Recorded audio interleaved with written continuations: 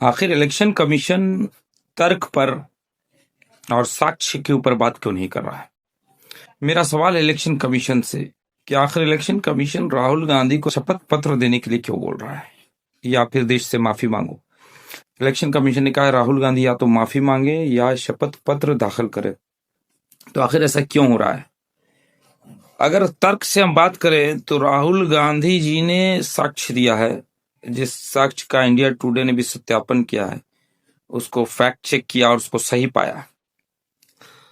और जो दस्तावेज मिले और राहुल गांधी ने जितनी दलीलें दी है, जितने तर्क दिए हैं, जितने साक्ष्य दिए हैं, वो कहीं ना कहीं सही साबित हो रहे हैं, वो सही दिख रहे नजर आ रहे। तो अगर कोई सच्चाई को उठाएगा तो इलेक्शन कमीशन उससे शपथ पत्र क्यों मांगेगा? ये एक बड़ा सवाल है। क्या इलेक्शन कमीशन भारत के संविधान से ज्यादा बड़ा हो गया है? क्या इलेक्शन कमीशन भारत के सुप्रीम कोर्ट से ज्यादा बड़ा हो गया है? मेरा सवाल है इलेक्शन कमीशन, क्या इलेक्शन कमीशन भारत की जनता से ज्यादा बड़ा हो गया है कि ऐसे बात में नेता प्रतिपक्ष से वो शपथ पत्र मांग रहा है, जिस बात का नेता प्रतिपक्ष ने पूरा साक्ष्य दे दिया है और बिल्कुल लॉजिकल तर्कशील बात कर रहे हैं। राहुल गांधी तर्क के साथ बात कर रहे हैं, वहां पर इलेक्शन कमीशन अगर इस तरह की बात कर रहा है तो कहीं ना कहीं ये दुर्भाग्यपूर्ण है। ऐसा नहीं होना चाहिए, क्योंकि राहुल गांधी ने वोट चोरी के ऊपर जो भी बात की है वो हवा में बात नहीं की है।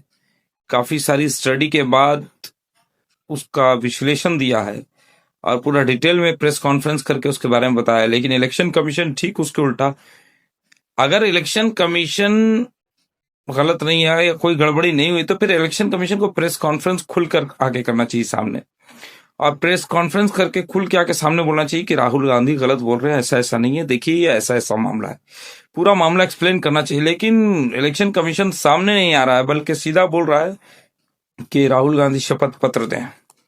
और सूत्रों के हवाले से अगर इलेक्शन कमीशन आपसे बात करेगा तो बहुत अफसोस की बात है। तो कहीं ना कहीं इलेक्शन कमीशन की इस बात से ऐसा लगता है कि दाल में जरूर कुछ ना कुछ काला है।